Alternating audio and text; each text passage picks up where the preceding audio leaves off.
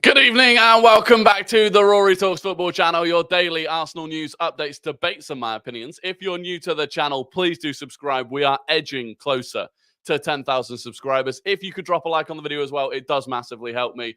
It spreads the video further afield on YouTube and continues to grow this fantastic community. Also, if you're down there, in the description is the link to the new Discord channel for the community. So if you want to join the Discord, then the link's in the description for that. It just makes it easier if you want to keep up with when I'm streaming. This is the third stream today. So yeah. And there's just general chatter going on in there as well. So feel free to come and join. But it is good to see loads of you here. Vincent, Jakob, Vivi, Vlad, Icarus, Drax, Germana, Richard, Andreas, Max, George Christodoulou, Pedro, Talent, Frogs Go Quack, Dominic Riego, Hannah, Sam Shapiro, James, Jake, A16, Saliba, Creeper, and Samuel Willem. And it's a good question from Vincent. Tifo stream for the Leverkusen West Ham game? No. Because I am all streamed out for today. But the next Tifo stream will be Newcastle against Spurs. Lunchtime kickoff on Saturday. Obviously, I'll be at the Aston Villa game on Sunday, so I won't be streaming that one. But yeah, Tifo stream, Saturday, lunchtime, Newcastle versus Tottenham Hotspur.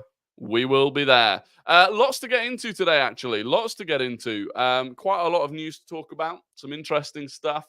Charlie Patino, Ethan Nwaneri, the academy in general, I want to talk about. Also, Santiago Gimenez, a striker that we were linked to a little bit before. Suddenly, we've been linked to again today. So I want to talk about him. How does he fit in? Is he capable of derailing the Victor Gyökeres steam train? We will discuss. Have you got a Villa ticket? I do indeed. I will be at the Villa game. So yeah, I'm going to be at the Villa game, buzzing for it. The streak of attending every single home game continues. It does continue. Score predictions for the Villa game. Right now, I'm fancying a 2-0 Arsenal win, but we will have a proper preview stream for it. Probably on Saturday night. To be honest, on Saturday night, I think I'll do a normal stream on Saturday night. We'll go over what happened in the 3 o'clock kickoffs. Maybe there's an upset in the City game. Probably not, considering they're at home against Luton. But yeah, we'll talk about that on Saturday night. But yeah, right now I'm feeling a 2-0. Blake, good to see you on time for once. Did you go to the Bayern game? I did go to the Bayern game. I did. How did you manage to get a Bayern ticket in the end? Because I saw you were struggling. Luckily, someone reached out to me who's actually helped me out with tickets before. He didn't think he was going to be able to help me for this game, but then someone that he'd given a ticket to dropped out, and that freed up a ticket for me. So I was very lucky indeed. Gimenez isn't the level compared to Big Vic. We'll talk about it. Devin, good to see you. So close to 10K. I am very close to 10K. We are getting there. So please do. If you're not subscribed already, please do subscribe and we'll get to 10K shortly. But yeah, look, we'll get into the news first things first. So the first bit actually is not necessarily about Arsenal, but it could be about Arsenal. It came from Miguel Delaney today, he's an all right source, Miguel Delaney. He said there is a belief among clubs that Jamal Musiala may be viable this year or next. Musiala is known to favour a move to the Premier League as his next destination for the competition's immense international profile and the fact that he grew up in West London. So obviously Musiala grew up in London. He fancies coming back to the Premier League. Maybe that is something that ends up working out for us. I would love it. I would love Jamal Musiala. I can't lie. Arsenal have to sign Santi, please. Interesting. Mevin, good to see you. Now that Patino's leaving, do you believe Sambi has a chance in this squad? He's been very promising this season. Let's talk about it. That does move me nicely on to the next bit. So this is coming from Nizar Kinsella, who said Charlie Patino is set to leave Arsenal this summer. Mikel Arteta is expected to sanction Patino's exit to allow Arsenal to cash in on him before his contract expires in 2025, with clubs in Spain interested in the player. So Charlie Patino is set to leave this summer. It doesn't come as a massive surprise. Obviously, if you've watched my summer transfer window videos, you'll know that I expected Patino to leave. He's just not had the best loan spell at Swansea. You know, he had a decent loan spell at Blackpool previously. We convinced him to stay, although some people don't think that was... Basically, some people think Arteta actually always wanted to get rid of him. but that we couldn't get a good deal for him, and so we kept him. We sent him out on loan to Swansea. He actually started quite well at Swansea, and it was quite promising. But realistically, he's not started a game in the last 4 months in the Championship. He is now regularly an unused sub, or maybe gets a couple of minutes. And look, ultimately, if a player isn't good enough for Swansea City, respectfully, they're probably not good enough for us. And we were all very excited by Charlie Patino. I remember he came on in that Carabao Cup game, scored a goal. But the ceiling is raised and the floor is raised, and I do think this is something that people just have to get used to it. The fact is now it is far harder to get through as an academy player than it used to be. You know, someone that, for example, a Joe Willock doesn't break through the academy anymore. Eddie Nketiah doesn't break through the academy anymore. Realistically, if you're not Bukayo Saka level, you're going to struggle to break through the academy, and that's the same across the board. And you know, people compare it to Man City and they go, well, Oscar Bob and, you know, Rico Lewis and obviously Phil Foden.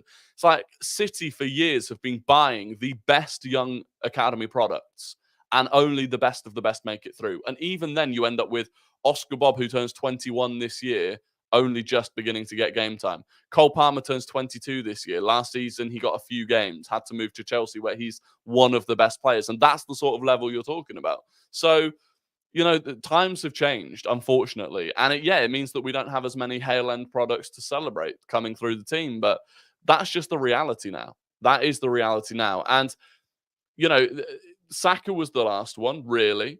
And then you look at the next generation, you're looking at Ethan Nwaneri and Miles Lewis-Skelly. And Nizar Kansela talked about Nwaneri. He said the 17-year-old Ethan Nwaneri looks set to be given a first-team push at Arsenal after signing his first professional contract last month. And another part of the Patino exit thing, he basically said that Arteta is focused on bringing through Ethan Nwaneri and that his focus is on him at the moment. And that's going to be the case. You know, we're going to be looking at focusing on one or two academy products at a time. So it is what it is. It's sad to see Patino go. Hopefully we can get a bit of money for him. I don't think it'll be much money for him. And that'll be it. That'll be it. Did you see the Saka clone? Mario Kozia-Dubry looks. There's a clip went viral on Twitter of Mario Kozia-Dubry setting up Ethan Nwaneri, ironically, and it did. If you didn't, because he's wearing the number 7, it's in the Arsenal away kit, and if you didn't really pay attention to anyone other than him, you could very easily confuse him for Bukayo Saka. The left-footed, almost the exact same body type, the way he moves, the way he runs, just incredibly similar to Bukayo Saka. So he's another one that maybe breaks through. He's a little bit older than Nwaneri, but yeah, look, this is the reality now. And by the way, our academy is a long way behind Chelsea and Man City. For a long, long time, Chelsea and Man City have been buying the best talent and developing them and then making profit on that talent. Arsenal, really, the start of our sort of rebuild of the academy was signing Ethan Nwaneri to a professional contract and making sure that he stayed by offering him more money. Like, we've got a lot of catching up to do in that sense. And so, you know, a Bukayo Saka is a once-in-a-decade type academy player. That's the reality of it. And then people talk about, well, look at Liverpool. Liverpool are playing, you know, all these young players. They're only playing them because their squad's had injuries. Realistically, if Joel Matip and Konate and Joe Gomez were constantly fit, Kwanzaa wouldn't be getting game time. You know, Bradley wouldn't be getting game time if Trent hadn't been injured. Across the board, you know, the midfield had so many injuries. That's the only reason that those players are getting game time. So it is what it is. Part of that original question was about Sambi Lokonga, and the answer to that is yes. Again, in the video that I made, the summer transfer window videos, in my head, Patino was going and Sambi was coming back. I think Sambi will be in our squad. Next year. Willsy, good to see you. No worries. I was also on the football terrace just now, so good to see you come over. But no, I think Sambi Lokonga has shown at Luton that he can be a squad player at Arsenal. And when I say that, right, the way I'm visioning our squad and the midfield, particularly next season, for the players that are going to play as a 6 or an 8, you've got Declan Rice. And when I say 6 or an 8, I'm talking about specifically players that can do both. So not Kai Havertz or Trossard or Smith Rowe or any of those players that could play the 8. I'm talking about players that could do 6 and 8. Rice, Jorginho. I think Partey and El Nenny's definitely going. I think Partey goes. So you're going Rice, Jorginho, a new signing, 100%, and then Sambi Lokonga. That's the 4 for me. This season we've got Rice, Jorginho, Partey, El Nenny. I think next season it's Rice, Jorginho, new signing, and Sambi Lokonga. I just think that's how it's going to be. But we'll see. We'll see. Arsenal are just at another level now, so why would we complain? Exactly. But I saw people saying today, and some people were some of the conversation I was having was fine. People were highlighting what other clubs do, and I get that. But so, one guy was absolutely raging, and he was like, good for Patino. Arteta doesn't give a fuck about the academy. It's like, hang on, he's literally done everything in his power to keep Ethan Nwaneri at the club so that he can bring him through. And then people were saying, yeah, but Patino's loan spell at Swansea hasn't been good. And he was like, yeah, but nor was Serge Gnabry's loan spell at West Brom. And it's like, Serge Gnabry at West Brom is the exception, not the rule. The fact that no one saw how good Serge Gnabry could be, like, that is rare. And fair play to Gnabry, he's gone on and he's been fantastic. But realistically, the Serge Gnabry that we let go then would also not get into the current Arsenal team. There's just not so much, there's only so much you can do. Amari Hutchinson bailing out on loan. Why did we let him go? Because right, this is what is ridiculous. Amari Hutchinson left Arsenal because he didn't want to go on loan to a lower league club.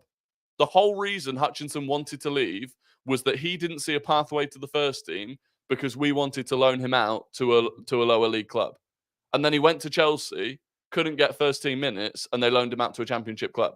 Like, Arsenal could have loaned him out to Ipswich, but he didn't want that because he thought he was better. I don't know what the club could have done in that sense. But don't get me wrong, look. And the thing is, maybe he breaks through at Chelsea. But again, even once he goes back to Chelsea, there's going to be so many players that he has to try and get in ahead of. It's going to be difficult. Josh jumped in from TFT. Good to see you, Stubbs. Appreciate it. Umera as well. It's so good to finally catch you live. Big fan. I appreciate it. And look, as always, anyone who is watching this back as a video after the live, I appreciate you as well. You massively help the channel grow. So shout out to you. He probably gets paid more at Chelsea. He does get paid more at Chelsea, yeah. He does get paid more at Chelsea, but that's fine. And then the final bit of news, and we'll talk about this now. We'll move on from the academy stuff because I think we're pretty much all on the same page about that. How about that young striker that's putting up like 6 goals a game? Oh, he's like 14, isn't he? Are you talking about Dowman? What's his name? Yeah, Dowmans, something like that. But he's like 14, so he's a while away. But this final bit of news is coming from Rudy Galletti, which is meh. As a source, it's meh. But he said Santiago Gimenez, in addition to Tottenham, is also in addition. He can't speak English properly, but Santiago Gimenez, in addition to Tottenham, Arsenal are also in the race for him. Arsenal have been monitoring him for a long time, and they put the final player on their list. Sources close confirm that several clubs have already approached the striker for next season. Chido Obi Martin. Yeah, that's the one.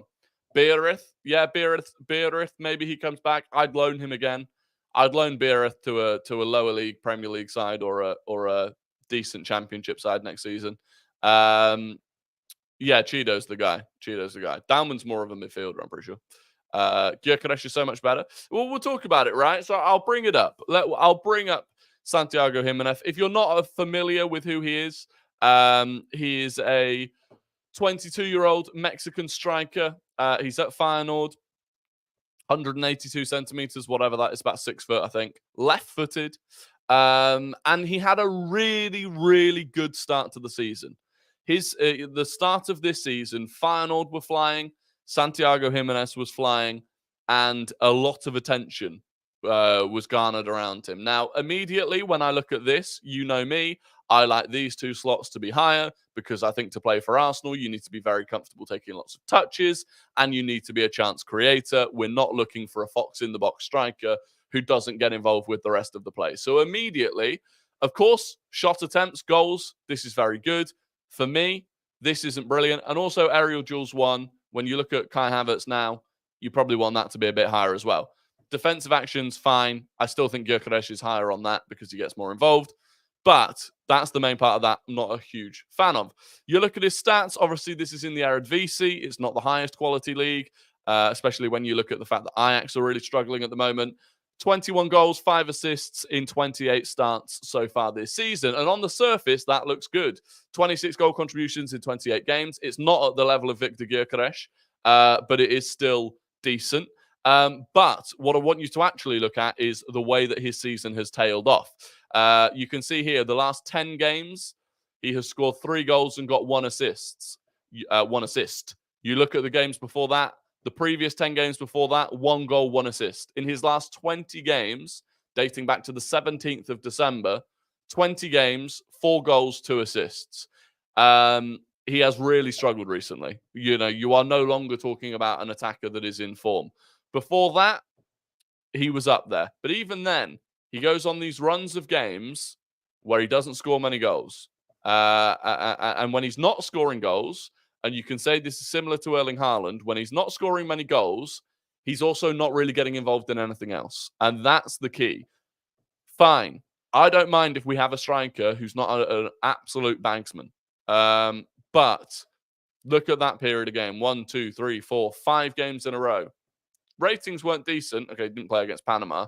No assists, very little creativity. And that becomes a problem for me. So then you come down, 1 goal from outside the box, predominantly goals inside the box. He is a fox in the box. I think 3 of them are penalties. And then you get down to these stats.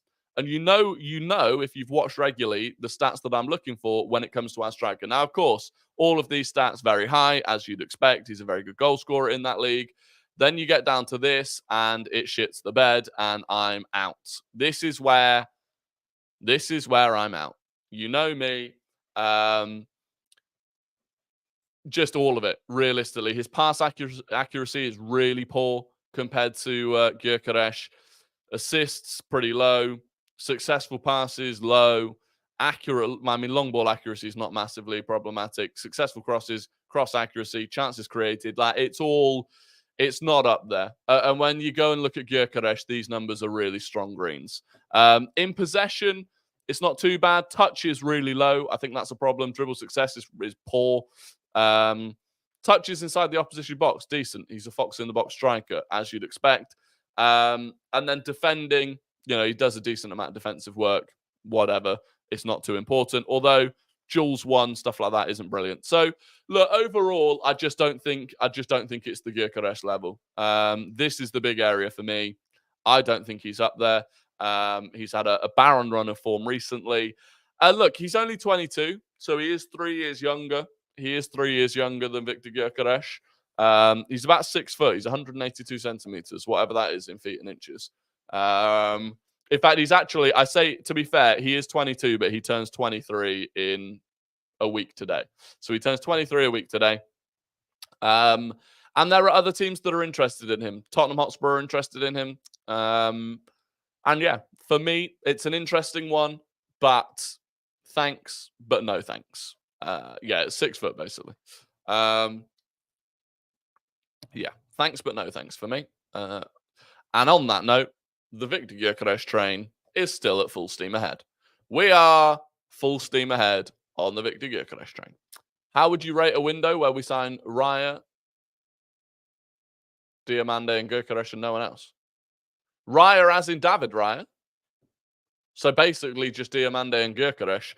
It wouldn't be good. A window where we don't sign another midfielder is a bad window. A bad window. Like that the long-term Declan Rice partner is a real I know Raya's on loan, but it's basically done.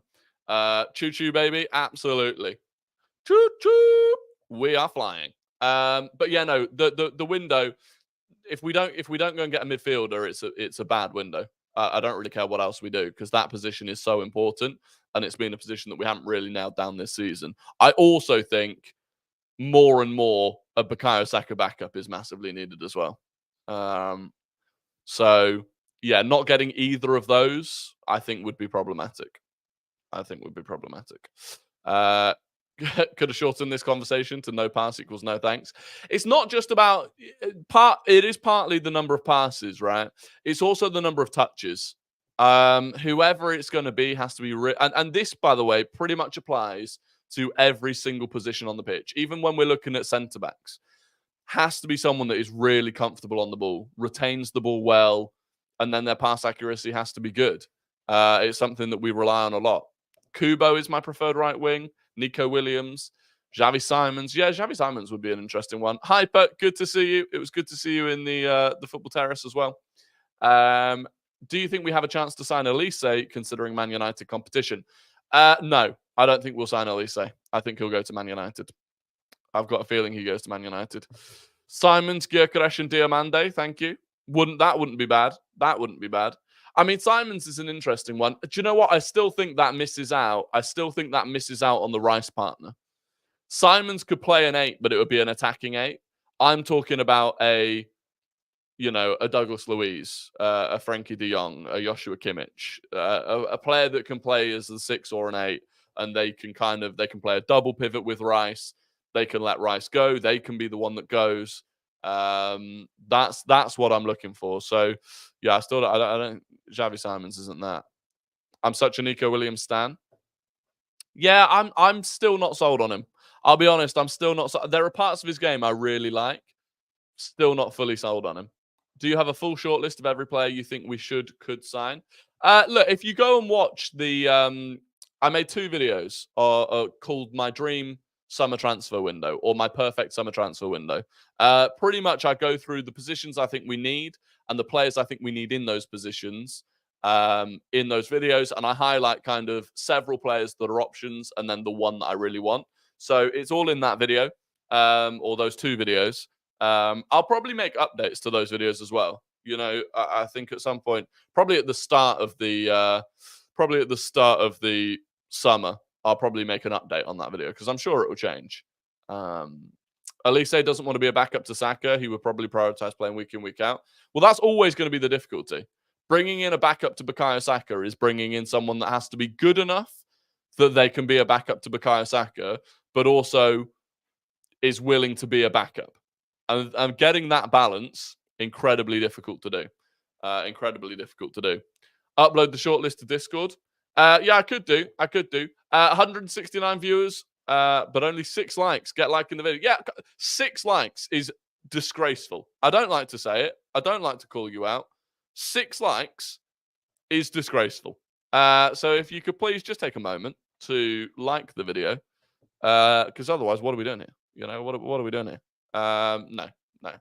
I don't mind. You do what you want, but if you want to help me, please do like it.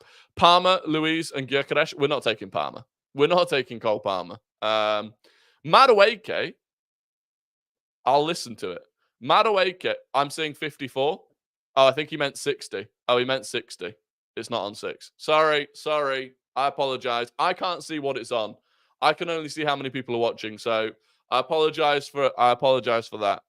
Thank you for 60 likes. I mean, we can still ramp it up a bit from 60, but I apologize. You didn't have me on 6. I was actually, internally, I was like, this is a disgrace here. Whoever ends up being Saka's backup will be a versatile winger. I agree. It needs to be someone versatile. I do agree. It needs to be someone versatile.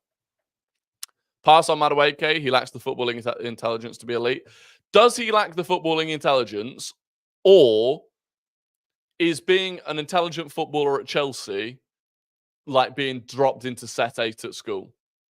Like, if you've got to do a project at school and you just get dropped onto a set 8 table and you're like, there's not a lot I can do here. I'm on a table with people that can't read. Is Madueke looking worse because he's in the Chelsea team? That's what I think. Maybe. Sign Nico Williams to rotate with Martinelli. Yeah, I do think Nico Williams is 2-footed, which is useful. Nico Williams is 2-footed, but I don't know if his end product's enough. I don't know. It's an interesting one. I think it's difficult. I do think it's difficult. It's weird because there's quite a big market, and yet really I look at Elise as being the best guy for it. But there's quite a big market, and yet somehow none of them really seem perfect. Do you know who was perfect? And I wanted him, It was Mohamed Kudus. Mohamed Kudus was perfect. He was the one. And we absolutely fumbled it. Absolutely fumbled it. Have you seen Skelly Alvaro for centre mid? What a beast. No. Who is Skelly Alvaro? Who is that? Is he going to be on FOTMOB? Who the fuck is that guy? Skelly Alvaro, Werder Bremen, 21 years old. Tall. How tall's that? Like 6'3", 4? Cheap. Plays DM and CM. Okay, that's nice. I mean,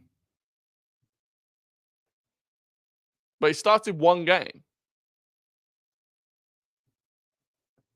Wait, what am I watching? What am I looking at here? He's made one start. He's played 6 matches in total. It's like 6'7". It's like, bloody hell, he's huge. One start, but he's only played 121 minutes of football according to this. What am I looking at here? Has he played somewhere else? Has he played somewhere else? Because I'm not judging. Is this a Football Manager player? Because I'm not being funny. I'm not judging someone off 121 minutes of football. Has he played Coupe de France, Ligue 1? He played in Ligue 1 a bit. He played in Ligue 1. Oh, okay, he played in Ligue 1. He played in Ligue 1. Okay, this makes more sense. Can I bring up? Oh, that's not what. Can I bring? I don't want. I want his stats for Ligue 1. I want his. Okay. Okay. Here we go. Here we go. Here we go. Per 90. Shooting's decent.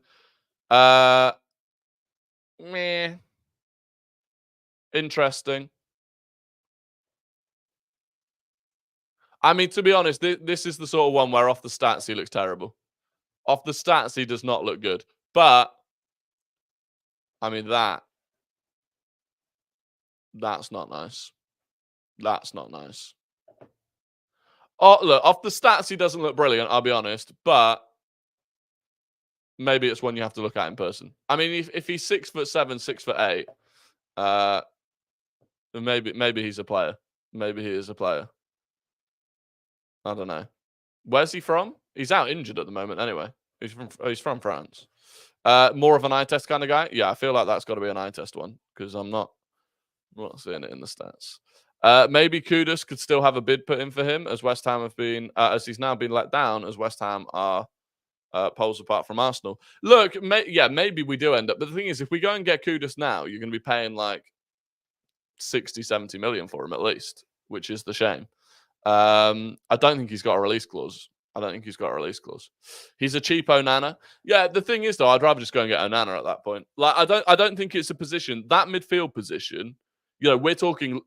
You've spent 105 million on Declan Rice. There's no point cheaping out on the guy that you put alongside him. Like the number one player that's going to go alongside Declan Rice long term. You've got to spend. It's got to be an established player that you spend decent money on. You know. I think that maybe this kid's one for the future, but for me, I think we've got to spend big on it. Thoughts on the PSG Barca game? We would have taken either of those teams, in my opinion. Yeah, we would. But Barca could have done similar things to us that Bayern Munich did in terms of the way that they played. Like Barca could have turned up in a similar manner to Bayern Munich and done us with that pace on the break. But overall, yeah, I think we'd have been far better against either of those teams, to be honest. Onana or Sambi as backup? Well, Onana could come in and start. Onana could come in and start for Arsenal. I genuinely think that. Sambi Lokonga would be more of a backup. In fact, Sambi Lokonga would be fourth choice behind Jorginho as well. Did you watch last night's games? I did. Crazy quarterfinal so far. I now think Barca makes the final. I've still got a weird feeling Atletico make the final. Although, to be honest, Dortmund had more of the game. Against Atletico. They just made a couple of big mistakes. So, look, maybe Dortmund still go through. They've got the second leg at home, which is always a bonus. Read today, Poch doesn't like Mudryk, so Chelsea will let him go. Would you still take him? It's one of those. I know Arteta loves to fix a broken player, but I don't know. It depends how much you could get him for. He's got some of the raw attributes, like in terms of the raw pace, but you just look at what he's done for Chelsea so far, and you're like, I don't know. I don't know. Try Zinni in midfield during pre-season. If it doesn't work, then go in the market for a midfielder. Look, I just don't think Zinni is what Arteta wants in a midfielder. We've had Zinchenko long enough. We've had Zinchenko long enough that if Arteta wanted to do that, I just think we'd already have seen it. You know, like even against Bayern, he could have brought on Tomiyasu at left back and brought on Zinchenko in the midfield for Jorginho if he wanted to, but he just doesn't. He just doesn't want to do it. So yeah, I just don't think that's going to happen. Jonathan David, not for me. I've never really got the Jonathan David hype. Like, good player, but not for me. Not for me. Probably will go to Liverpool. Maybe. Where would Kimmich play? Well, so this is the beauty of Joshua Kimmich, in my opinion, right? I thought he was really good against Martinelli. I thought he was really good. As a one-on-one defender, he's actually underrated. But you bring in Kimmich, you've then got multiple options because Kimmich can comfortably play at right back. We've seen that. So if you've got Kimmich, some games you can play Ben White at right back and have Kimmich and Rice in the midfield. But when Ben White needs a break, you go, okay, we'll play Kimmich at right back and we'll play Rice and more of an attacking player in midfield. And then you can have Kimmich join the midfield and invert. And you can play a different style of left back. You can play Tomiyasu at left back. So I think Kimmich would add a lot of options. And I know Arteta loves options. Arteta loves options. So yeah, I think it would be an interesting one. Like, I know some people think he's too old, but look, sometimes that sort of player can work, I think. Kimmich allows us to potentially sell Zinni as well because Tommy becomes a left-back backup. Yeah, exactly. Exactly. Then instead of relying on Zinchenko as the inverting left-back, you can just rely on Kimmich as the inverting right-back when Ben White needs a rest, for example. And you've also got Jurgen and Timber, who can play either side. So have you changed your mind then and rather Kimmich over Luiz? No. I would still, if money was no obstacle and getting Luiz out of Villa or Kimmich out of Bayern, if they weren't things, I'd still go Douglas Luiz because I think as a specialist, Douglas Luiz is better. I think Douglas Luiz raises the ceiling of the team, I think. And we still have options at right and left back with Timber and Kivior and Tomiyasu and White. So I'd still probably go Douglas Luiz, but Kimmich I would not complain about whatsoever. Arteta loves someone that can play more than one role, basically the entire squad right now. Yeah, exactly. That's why I'm not entirely convinced that Zinchenko has much longer left, because he's one of the only players that, outside of that quite specialised inverting left-back role, he can't really do anything else if Arteta doesn't see him as someone that could play the midfield. So Douglas Luiz is nowhere near good enough for us if we want to win the league in UCL. I disagree. Douglas Luiz is fundamental for Aston Villa. You watch him in-game, I think he looks brilliant. You look at his stats. His stats are unbelievable across the board. You're talking about an all-round player, in possession, out of possession, winning the ball back, scoring goals. You know, he's very, very good. I don't think he's very, very good. Really wish we got Raphinha. Looks like a very good player. Well, it's interesting you say that because Barcelona reportedly are going to have to sell some big players this summer. Raphinha could be one of them. They're going to have to start picking and choosing who they're going to sell.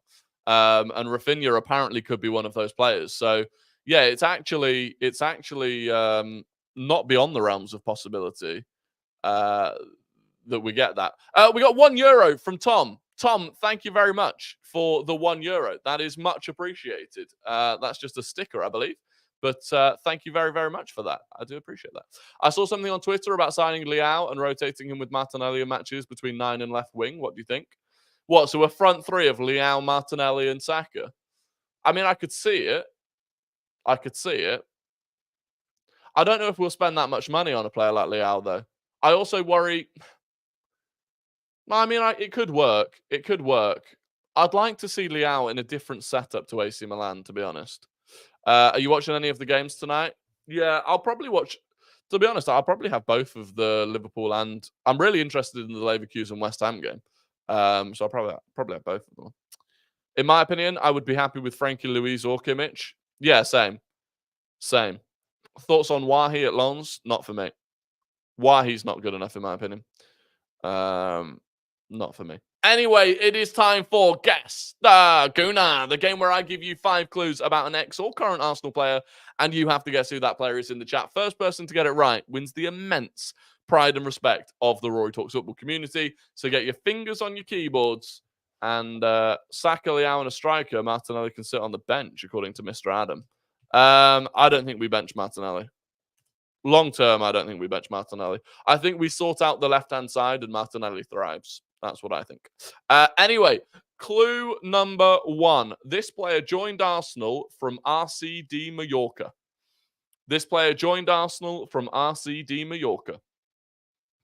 They won 2 Premier Leagues and 4 FA Cups. They scored 10 goals in 241 games for Arsenal. They moved from Arsenal to Portsmouth in 2007. And they won AFCON twice with Cameroon. People actually got that quite early. I was impressed with how early people started getting that. Let me go. I've gone all the way. Look, I've gone all the way back to the top. So we're no VAR checks today. And the first person to get it correct was Mr. Adam. It was indeed Lauren. And Mr. Adam got it first. Is that your first ever win, Mr. Adam? I feel like we have multiple Adams, so I'm getting a bit confused. But that may well be another brand new winner of Guess the Gooner. VV Vlad was second. Sam Shapiro was third. George Christodoulou was fourth. And Hannah was fifth. So there you go. Congratulations, Mr. Adam. Congratulations. Did he say if he was first or not? Jake. You weren't blanked, Jake. You were just didn't get it in time. Yes, my first ever win. I do it properly. I wait for you to finish. Well done, Mr. Adam. Congratulations. By the time I figured it out, I'd already lost. Guys, people were quick today. I was impressed with how quick people were today. Oh, you meant you blanked. I got you. Anyway, time for Guess the Non-Gooner. I'm going to give you the full career path of a player who does not and has not played for Arsenal, and you have to guess who that player is. First person to get it right wins the immense pride and respect of the Rory Talks Football community, but not as much respect as Mr. Adam. So, today's Guess the Non-Gooner started their career at Leeds United. They went to Tottenham Hotspur, where they went on loan to Everton before moving permanently to Everton. They then went to Burnley. They then went to Kayserispor. And then they went back to Burnley. So Leeds United, Tottenham permanently, Everton on loan, Everton permanently, Burnley, Kayserispor, and Burnley again.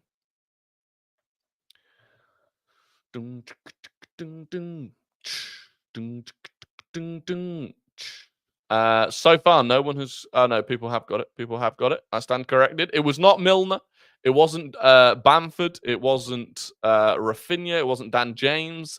Wasn't Danny Rose. But it was Aaron Lennon. Sam Shapiro, recently winner of the Dirty Double. Sam Shapiro, correct. It was Aaron Lennon. James Bidder was second. George Christodoulou was third. Devin was fourth. And Garen Bent was fifth. So there you go. Aaron Lennon. Congratulations. Congratulations to our winners. Why the hell are these players you're picking? I'm only 17. Yeah, I mean, it's tough. If you're 17, it probably is. I mean, you'd have been knocking about when he was at Everton and Burnley. What do you think has affected Martinelli's output? The big thing that I think has affected Martinelli has just been the lack of cohesion on the left-hand side. You look at the right-hand side, we consistently have Ben White, Martin Odegaard, Bukayo Saka. They all know what they're going to do, where they're going to be. It's complete cohesion. I don't think you did get. I don't think you did get robbed.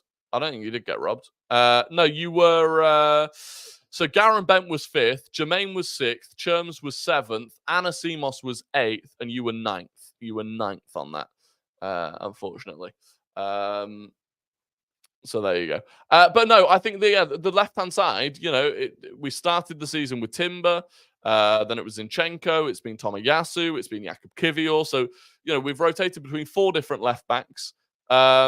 And then the left-sided central midfielder, we've rotated between Jorginho, Thomas Partey, Leandro Trossard, Emil Smith-Rowe, Fabio Vieira, Kai Havertz. So there's just been no cohesion on that left-hand side. It's been really difficult to build partnerships. Whereas last season, even when he didn't, we had to rotate a fair bit between left-backs, he always had Granit Xhaka pretty much in that left central midfield role. So I think that's been difficult. I do think that's been difficult. Yeah. What would your 11 for Sunday? I would go same team, but Zinni and Smith-Rowe in for Kivior and Jorginho, giving 30 minutes to Jesus, Partey and Tommy, getting them ready for midweek. Jesus probs can't handle 2 games in a week. Yeah, I still need to think about what I would do, but it would be along those lines. It would be along those lines. Martinelli doesn't drift inside enough or use the overlapping, but we never have an overlapping fullback. That's the other thing. I agree that he could drift inside more, but on the right-hand side, and people don't even, I think, rate just how much of a machine Ben White is in terms of his ability to just be constantly overlapping, underlapping, providing an option behind, providing an option in the middle. But we don't really have an overlapping fullback. Kivior tries, but he's nowhere near, Ben White in that sense. And so I do think he lacks having an overlapping fullback. Jake, good to see you. Enjoy your evening. But yeah, so I think it's difficult for him. He also, Declan Rice has done it a bit, but remember how often Granit Xhaka used to make an underlapping run between, so the fullback would come out to Martinelli, and Xhaka would make a run between the fullback and the centre-back, and Martinelli could feed it into him. We also don't, Declan Rice tries it. We've not had as much of that this season either. So I think it's been tough for him. Why do you think Timber didn't feature for the under-21s on Monday? He's just not ready. I still don't think he's ready, and I just don't think they're going to rush him at all. At all. Kimmich will fix the Martinelli isolation. Could do. He could do. Martinelli has been found to be a bit limited. He's usually 1v1. Yeah, I mean, that's the other thing he's struggling to adapt with to the level that Bukayo Saka has done, is how to deal with multiple, basically he gets doubled up on in the vast majority of games, and I don't think he's fully figured out how to deal with that yet. Could we see Timber on the bench on Saturday? No. We won't see Timber on the bench until we've seen him play in the under-21s, in my opinion. I think we'll have seen him in the under-21s before we see him on the bench, and we've not seen him in the under-21s yet. So I don't think we'll see him on... Well, it's Sunday as well, but it's Sunday, not Saturday. But yeah, I don't think we'll see him. I don't think we'll see him, unfortunately. Having Kimmich would actually be a game changer, but I think he wants to be a starter. The thing is, I think he'd start a lot of games. He'd start in the midfield ahead of Jorginho. In my head, bear in mind, we're losing Partey. So he'd start in the midfield ahead of Jorginho. And if he wasn't starting in the midfield, it would probably be because he was starting at right back. So I think he would start the majority of games if we got him. I actually underestimated how good European teams play in the Champions League. It's a different sport. It's almost a different sport playing in the Champions League. I think a lot of people underestimated it. Trust Martinelli will have a crazy season next season, kind of like Rashford last season. I hope so. I do hope so. We'll see. Maybe he doesn't. Look, anyway, that is going to be the end of the stream. I massively do appreciate all of you that have joined, as always. A reminder, if you want to join the Discord where the conversation continues, Discord link is in the bio. We're building that out from scratch. But I hope you have a fantastic evening. I'll be live again, 6:30 tomorrow, as always. Please do like the video on your way out. Drop a subscription if you're new. And I will catch you all tomorrow. Good evening.